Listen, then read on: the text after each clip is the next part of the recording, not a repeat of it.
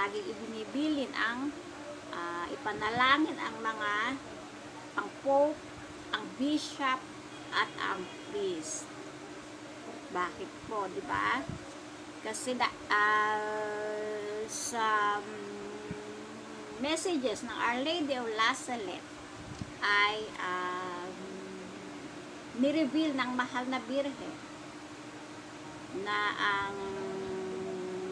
hindi po ba ang church ang tinatarget ng evil. Ito ang ugat ng ating pananampalataya, ang gustong sirain ng evil. So kaya ito ang pope, ang bishop, ang priest, at na-reveal din po sa messages ng Our Lady of La Salette na ang mga pari ay masisilaw sa karangyaan, sa mga titulo at karangyaan ng buhay, kaya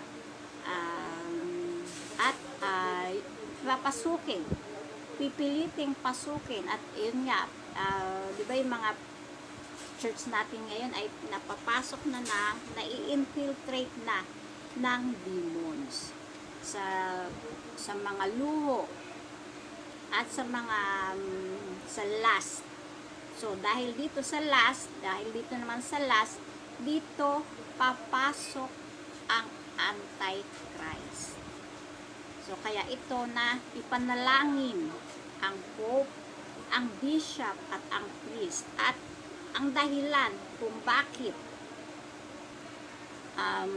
mapapaalis ang pope, ang Catholic sa Rome,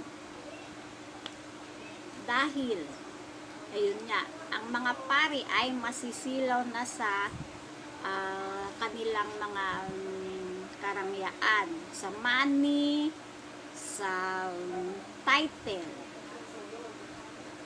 Masisilaw na sila. At yun nga, ni-reveal din sa mga messages na kung may isang pari na kasing banal kahit ng isang apostol, ay maaaring mabago ang mga bagay na ito.